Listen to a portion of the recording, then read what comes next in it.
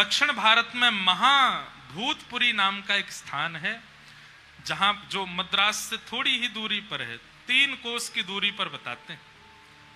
महाभूतपुरी में पिता श्री केशवाचार्य जी और उनकी पत्नी कांतिमती जी, इन दोनों के चित्त में एक श्रेष्ठ भक्त वैष्णव बालक की याचना थी, और इसी कारण से आपने यज्ञ पुरुष भगवान की आराधना की। देखो आज कैसी योग बनी है, हमने सटकोप स्वामी जी के प्रादुर्भाव की कथा कही, सोई वर्षा हुई, और रामानुजाचार्य जी के प्रादुर्भाव की कथा कहते पुनः वर्षा हो रही।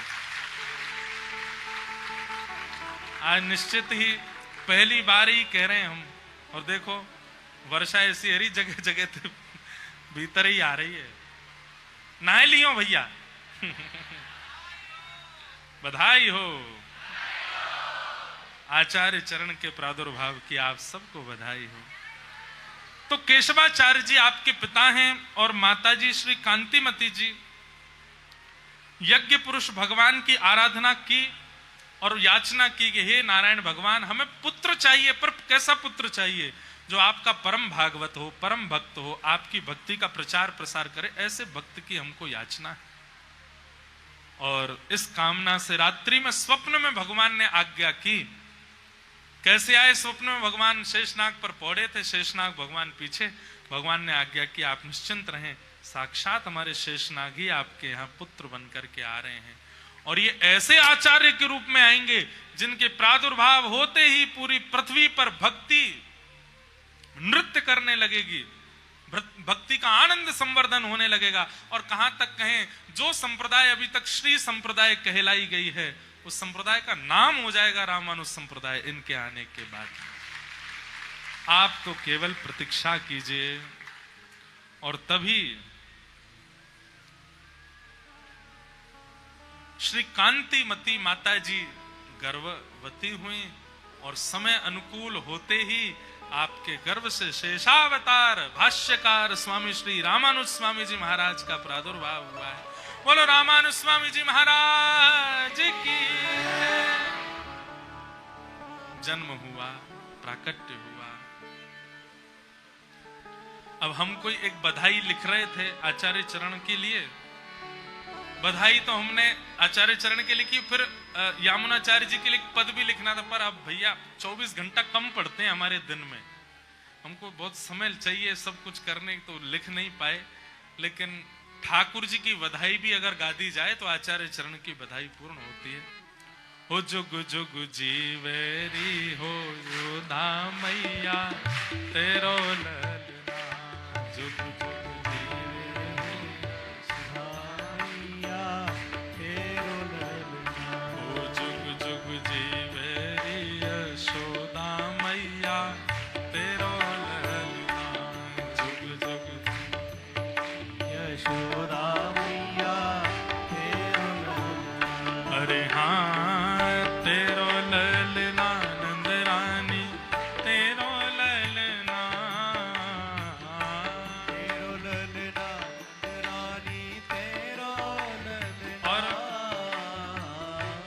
लाला को जन्म कछु दिना पहले ही भयो है। छठी कब की है? गोविंद देव जी में है गई, अभी होएगी। नाथ द्वार में तो एक दिन पहले ही है जाए। कल की छठी है, ले ओ, कल छठी उत्सव है ठाकुर जी को, कल छठी उत्सव मनाएंगे कथा में। आज बधाई ते ही गालो, तेरो ललना नंद रानी, तेरो ललना,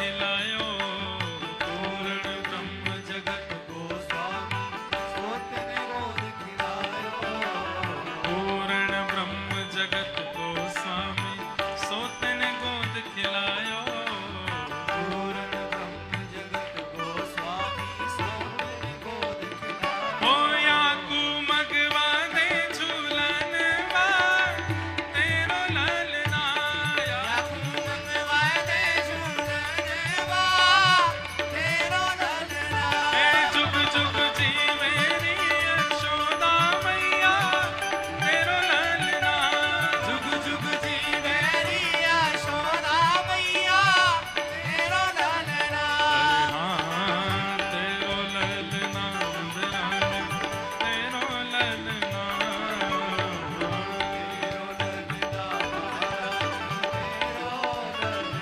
हे जुग जुग जीवेरी यशोदा मैया तेरो ललना, जुग जुग जीवेरी यशोदा मैया तेरो ललना, हे जुग जुग जीवेरी नंदरानी मैया तेरो ललना, जुग जुग जीवेरी नंदरानी मैया तेरो ललना। ओ धन्य घड़ी जब होए यशोदा मैया कह के बोले, जब होई यशोदा मैया हाँ धन्य घड़ी जब होए यशोदा मैया कह के बोले, घड़ी जब होई यशोदा मैया कह के बोले, ओ नूपुर बांध दो चरणन में घुटमन डोले, नूपुर बांध दो चरणन में नूपुर बांध दो चरणन में घुटमन डोले, नूपुर बांध दो ओ पकड़े बाबा की उंगरिया तेरो ललना, पकड़े बाबा की उंगरिया तेरो ललना, हे पकड़े बाबा की उंगरिया तेरो ललना, पकड़े बाबा की उंगरिया तेरो ललना, हे जुग जुग जीवेरी यशोदा मैया तेरो ललना, जुग जुग जीवेरी यशोदा मैया तेरो ललना, हाँ जुग जुग जीवेरी यशोदा मैया तेरो ललना, जुग जुग जीवेरी यशोदा मैया तेरो हे ललना, नंद घरानंद भयो, कन्हैया लाल की, नंद घरानंद भयो, कन्हैया लाल की, हे नंद घरानंद भयो, कन्हैया लाल की, नंद घरानंद भयो,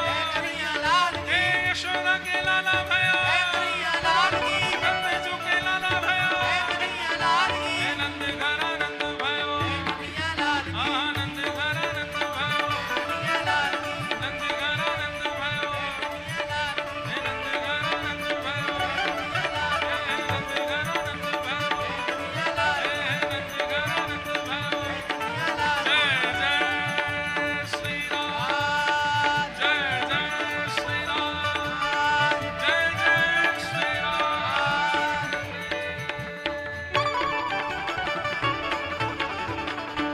बैठ जाओ बार बारिश है रही है, कहां जाओगे, बैठ जाओ, कथा ही सुनते रहो सब। और श्री केशवाचार्य जी पिता और कांतिमती जी माता के यहाँ पर श्री रामानुजाचार्य जी का प्रादुर्भाव हुआ। बोलो भाष्यकार स्वामी श्री रामानुज जी महाराज की जय। शेषावतार श्री रामानुजाचार्य जी का प्रादुर्भाव हुआ। बैठ जाओ, बस 5 मिनट और कर रहे हैं कथा हम। बस आप लोगों की तो इच्छा होगी 1 आध घंटा करें, लेकिन हम थोड़ी देर और सुना रहे हैं, बैठ जाओ। अच्छा, एक बात बहुत गंभीर हमारी सुनिए।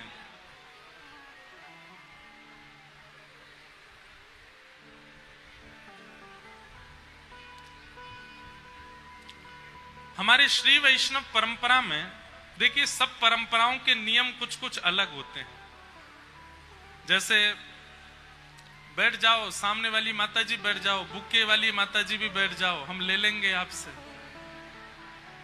बैठ जाओ बैठ जाओ।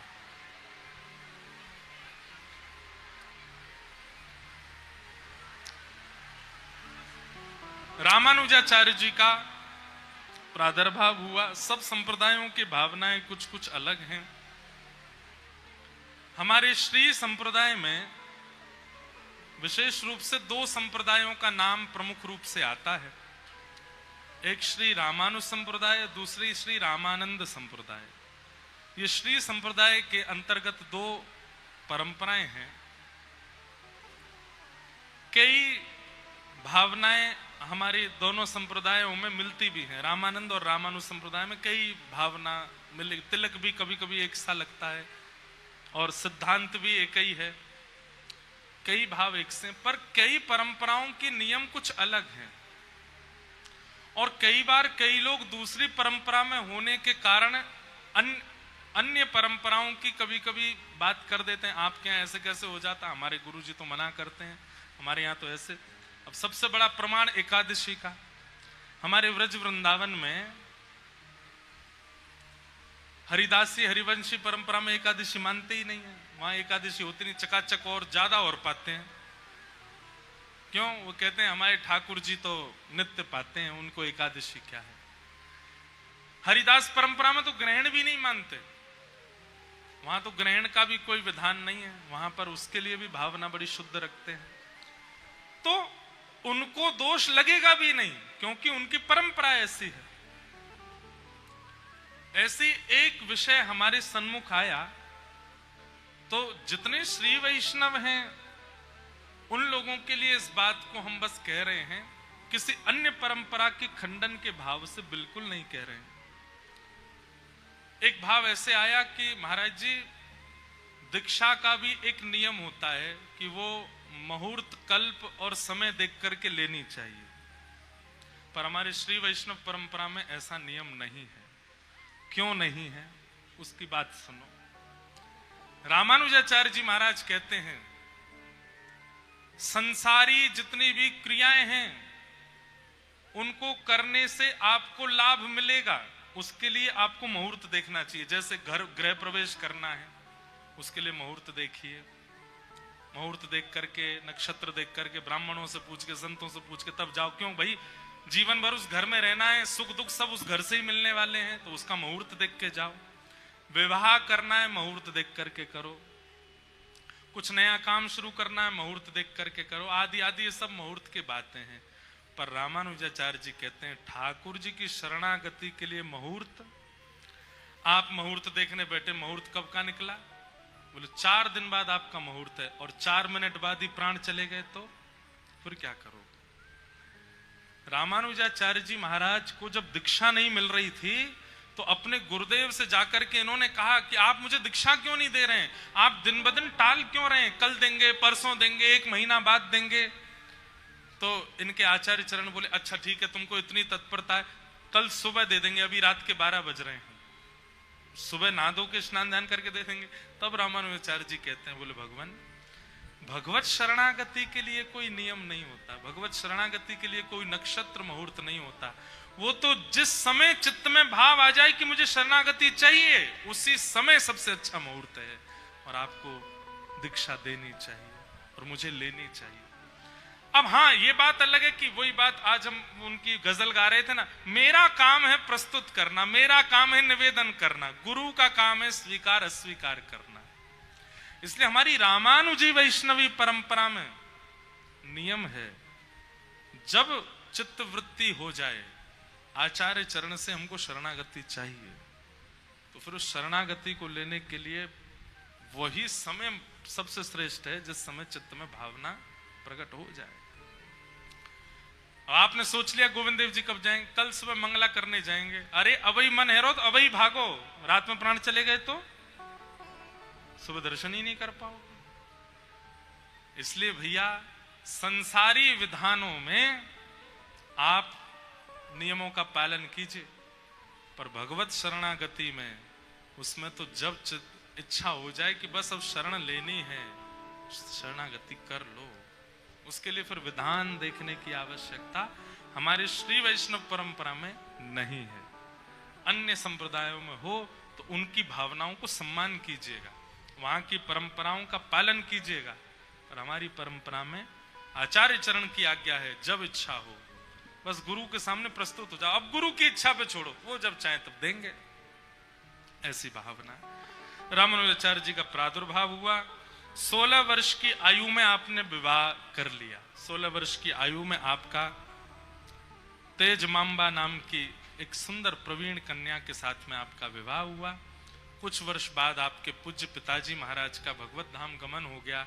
तब अपनी माताजी को और अपनी पत्नी को लेकर के आप श्री कांचीपुरम चले गए, और वहां जाने के दो कारण थे। एक तो कांचीपुर स्वामी जी का सत्संग करना है, और दूसरा आपका था कि अद्वैत वेदांत के प्रकांड पंडित श्री यादव प्रकाश जी से ब्रह्म सूत्र का ज्ञान लेना। इन दो कारणों से आप कांचीपुरम चले गए। और वहां जाकर के श्री रामानुजाचार्य जी की कैसी कैसी लीलाएं हुई हैं, उन सबको हम कल श्रवण करेंगे 4 बजे से।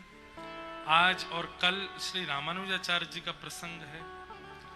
परसों और तरसों संभवतः या तो श्री चैतन्य महाप्रभु या फिर वल्लभाचार्य जी महाराज। अब तो यहाँ बैठ के हम जो भाव आएगा, आचार्य चरण जो कृपा करेंगे उन पर हम बोलेंगे, उन भावों को हम मन में रखेंगे।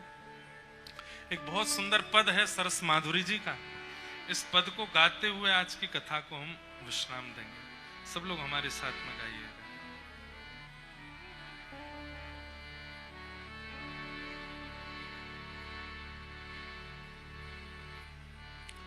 वृंदावन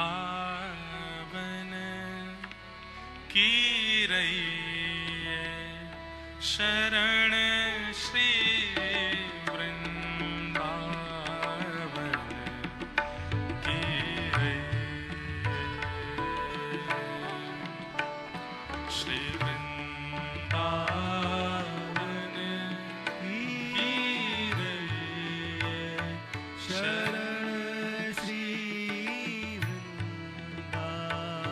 सब लोग गाइए ऊंचे स्वर में।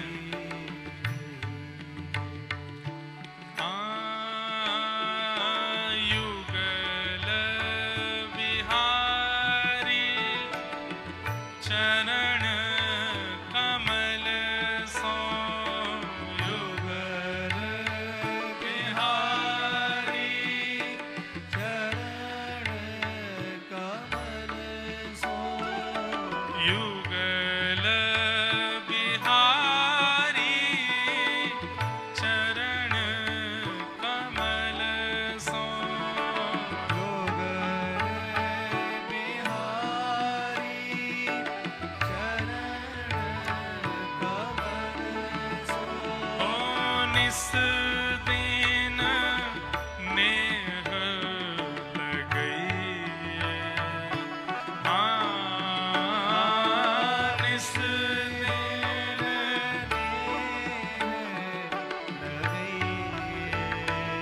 शरण श्री वृंदावन की जय। वृंदावन की जय। शरण श्री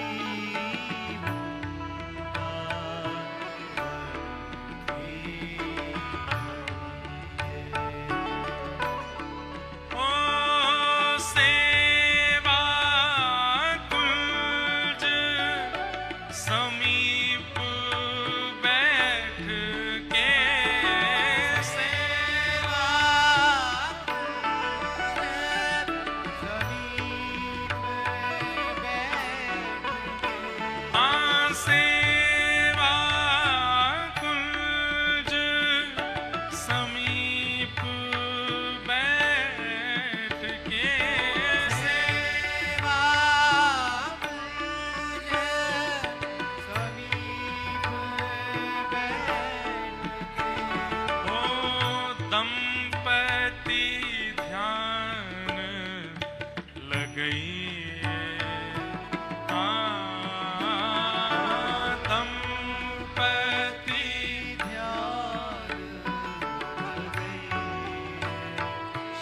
सेवा कुंज के समीप जाकर के युगल बिहारिणी जी का ध्यान लगाओ, दोनों दंपति का ध्यान लगाओ, ऐसे श्री वृंदावन की शरण ग्रहण करो। होए भावना सिद्ध सहज ही,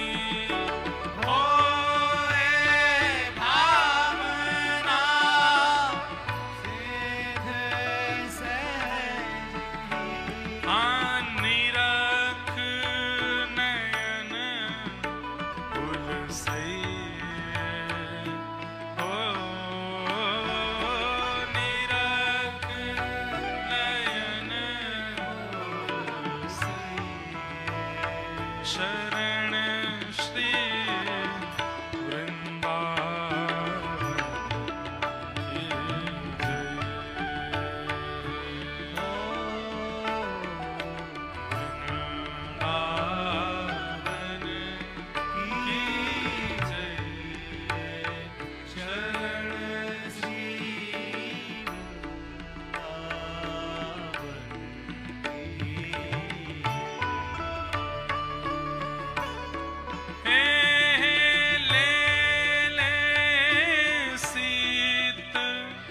रसिक संतन की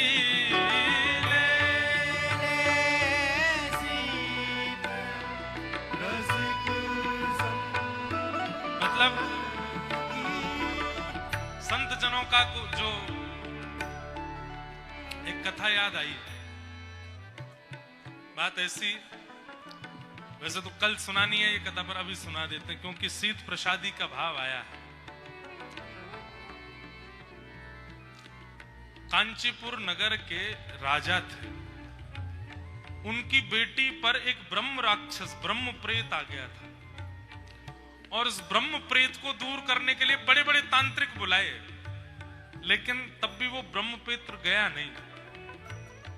तभी कांचीपुरम में श्री रामानुजाचार्य जी को जो सिद्धांत पढ़ा रहे थे, ऐसे श्री यादव प्रकाश जी को बुलाया, क्योंकि वो बहुत बड़े मंत्र विद्या जानते थे। तो जैसे ही वो उस कन्या के सामने गए, तो उसके अंदर तो एक ब्रह्म राक्षस था, और ब्रह्म राक्षस जोर जोर से हंसने लगा यादव प्रकाश जी को देख के। यादव प्रकाश जी बोले, तुम हमको देख के हंस क्यों रहे हो? बोले कि मैं तो बहुत गया गुजरा हूं, पर मुझसे भी ज्यादा गए गुजरे तो तुम हो। उसने कहा क्यों? बोले कि मैंने अपने जीवन में बहुत पाप किए, तब जाकर के मैं ब्राह्मण होते हुए मंत्र गलत बोलता था, इसलिए ब्रह्म राक्षस बन गया। मैं ब्राह्मण था, वैदिक ब्राह्मण था, मंत्रों का उच्चारण शुद्ध नहीं करता था। मुझे 2-3 बार टोका भी गया कि मंत्र शुद्ध बोलो, लेकिन फिर भी मैं अशुद्ध ही बोलता था, कुछ नहीं होगा इससे, और उसी के कारण मुझे ब्रह्म राक्षस बनना पड़ा।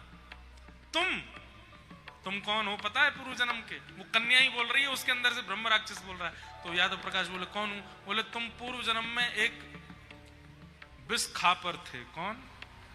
एक वो क्या बोलते हैं उसको, मॉनिटर लिजार्ड, बहुत बड़ी छिपकली होती है ना, उसको विष खोपड़ा बोलते हैं। छिपकली का नाम आ गया, वो भी बड़ी वाली। तो वो ब्रह्म राक्षस बोला, तुम तो पूर्व जन्म के एक विष खापर हो, लेकिन तुम इस जन्म में आकर के एक ब्राह्मण कुल में जन्म लेकर के बच्चों को पढ़ाने वाले क्यों बन गए पता है? बोले बताओ। बोले क्योंकि एक रसिक संत एक वृक्ष के नीचे बैठ के प्रसाद पा रहे थे, और प्रसाद पाने के बाद अपनी पत्तल उन्होंने जहां फेंकी, तुमने आकर के उस पत्तल को चाट लिया था, इसी के कारण तुम इस जन्म में एक वैदिक ब्राह्मण बन के आए। बोले लेकिन तुम्हारे मंत्रों से मैं मुक्त नहीं हो पाऊंगा। क्यों? तुम ब्राह्मण बने, तुम वेदज्ञ बने, ठाकुर जी ने इतनी कृपा तुम पर करी, लेकिन फिर भी तुम अपने ही शिष्य रामानुजाचार्य से जलते हो। ये सुनकर के यादव प्रकाश जी इधर उधर देखने लगे। बोले ये मेरे मन की बात जानता है। अपने ही शिष्य से उनको पीड़ा होती थी। क्यों होती थी वो कल बताएंगे। बोले अगर देखो हे राजन, तुमने इतने सारे तांत्रिक बुलाए, मैं तुम्हारी बेटी को नहीं छोड़ के जा रहा हूं, लेकिन अब मैं कहना चाहता हूं कि मैं चला जाऊंगा, लेकिन मुझे मुक्ति चाहिए, और मुझे मुक्ति केवल एक व्यक्ति दे सकता है इस कांचीपुरम में। कौन? बोले इनका शिष्य रामानुजाचार्य, उनको बुलाओ, उनके चरण धो, और चरण धो करके अपनी पुत्री को पिला करके उसका छींटा इसके सिर पर डालना, मैं मुक्त होकर के चला जाऊं। तब गुरुजी खड़े रह गए, रामानुजाचार्य जी बुलाए, राजा ने उनके चरण धो। रामानुजाचार्य जी बोले आप मेरे चरण मत धोइए, मेरे साक्षात मुझे पढ़ाने वाले मेरे शिक्षा गुरु खड़े हैं। तो बोले इनकी तो सत्यता हमको पता चल गई बेटा, तुम अपने चरण ही धुलवाओ। चरण धुलवा करके पुत्री को पिलाए, और जैसे सिर पर छींटा डाला तुरंत ब्रह्म राक्षस चला गया। अब सोचिए, जो व्यक्ति नित्य गुरु चरणामृत लेता होगा, जो व्यक्ति नित्य शीश पर अपने गुरु की चरण रज लगाता होगा, ब्रह्म राक्षस तो छोड़िए, विष्णु दूत उसके आसपास घूमते रहते होंगे कि ये कब प्राण त्याग दे और इसको तुरंत हम विष्णु लोक लेकर के जाएं। क्यों? नित्य गुरु को वंदन करता है, नित्य गुरु चरणामृत लेता है। वही आज्ञा यहां पर सरस माधुरी जी कर रहे हैं। क्या? ले ले सीत रसिक संतन की, ले ले सीत रसिक संतन की, हे बाधा भूख भगई,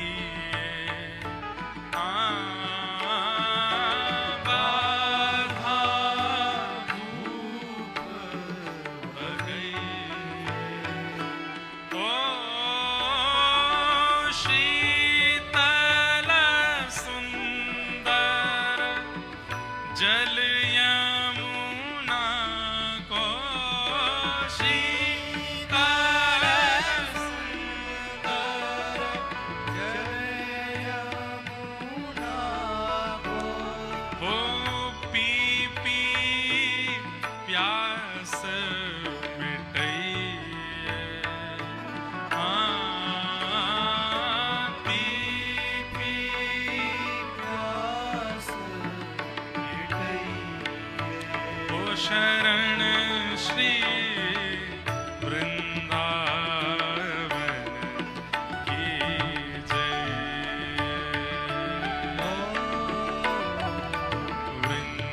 वृंदावन की जय, शरण श्री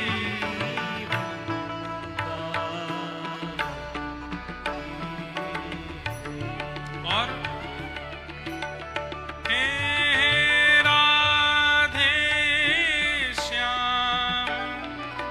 नाम रट रसना, राधे श्याम नाम रट रसना, हे राधे नाम, नाम रट रसना, राधे श्याम नाम रट रसना, और आंसू त्रिगन बहइए,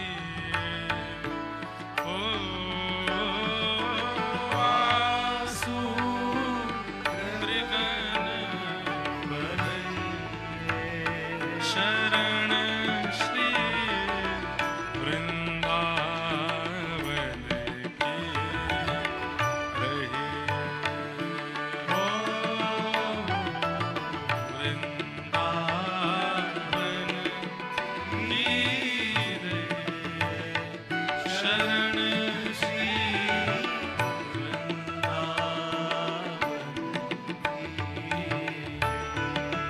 गाइए भाव से, हे सरस माधुरी पिय प्यारी के, सरस माधुरी प्यारी हे सरस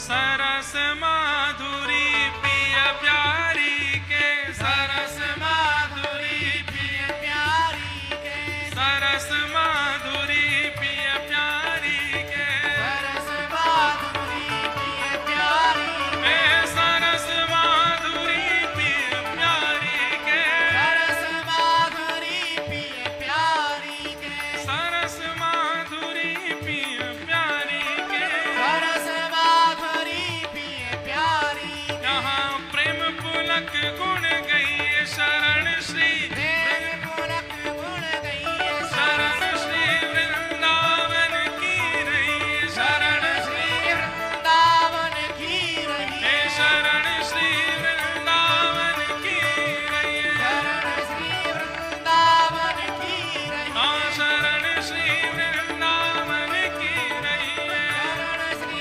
वृंदावन की रही, हे शरण श्री ब्रजमंडल की रही, शरण श्री ब्रजमंडल की जय, शरण श्री गोवर्धन की जय, शरण श्री गोवर्धन की जय, शरण श्री वृंदावन की जय, शरण श्री वृंदावन की जय, शरण श्री वृंदावन की जय, शरण श्री वृंदावन की जय, शरण श्री बरसाना की रही, शरण श्री बरसाना की रही, शरण श्री गोकुल जी की रही, शरण श्री गोकुल जी की शरण श्री वृंदावन की रही, शरण श्री वृंदावन की रही, शरण श्री वृंदावन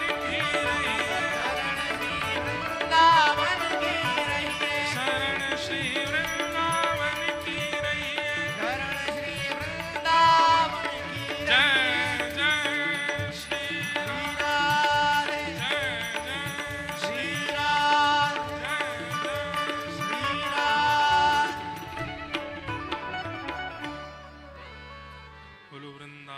बिहारी लाल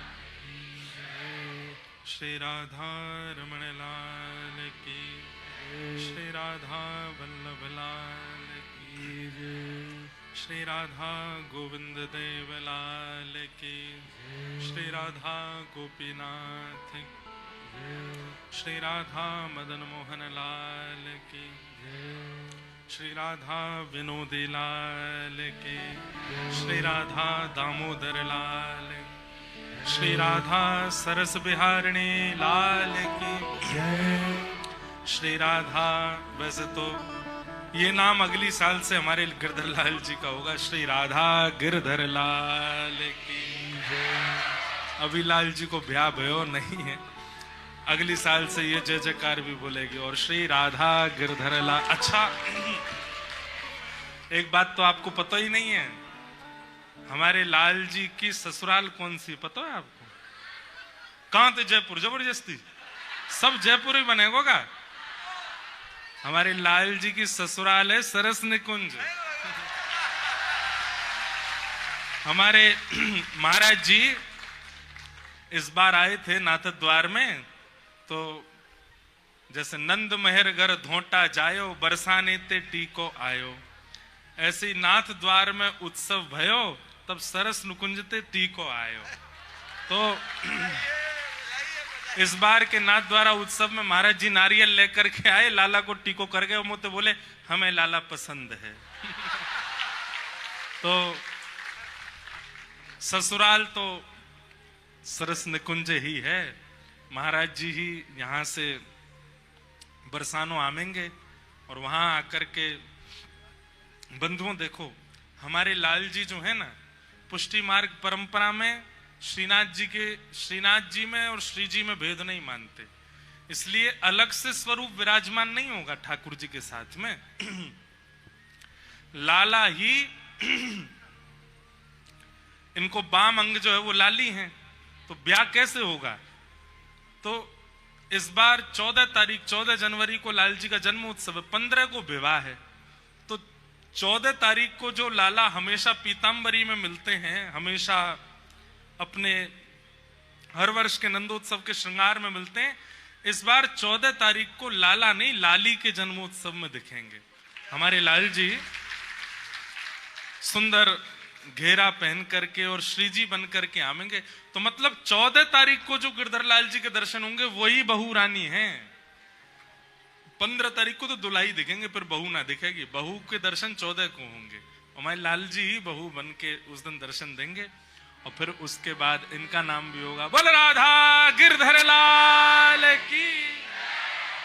अब ही तो ये अकेले गिरधर लाल हैं, इसलिए गिरधर लाल प्यारे की। वैसे तो ये दोनों संग ही रहे, कभी इनमें भिन्नता आवे नहीं। हमारा तो मन करे तो हम तो बोलते चले जाएंगे। आप सबको जय श्री कृष्ण, जय सिया राम, जय श्री राम। वाह, यूं कह रहे हैं फिर सरस निकुंज और जयपुर के जमाई ठाकुर हो जाएंगे गिरधर लाल जी। अब उस नाते से तो भैया बहुत संबंध है गए। हम लाल जी के भैया मित्र हैं, तो लाल जी के जितने सारी वो हमारे हुए गए। तो एक प्रकार से हम जीजा लगे क्योंकि भैया जीजा जी के मित्र, जीजा जी के सखा सब जीजा ही हो मैं। तो भैया जयपुर वारियों 6-7 महीना की बात हो रहा है, फिर तो हम दूसरी तरीका से आए करेंगे जयपुर। आप सब लोग वाह, अब ही तो मत बोले। हाँ नहीं, सरस निकुंज ने पिछली साल हमको भक्तमाली बना दिया, इस साल हमको जीजा जी बना देंगे। तो आप सब लोगों को बारंबार प्रणाम। कल पुनः मिलेंगे।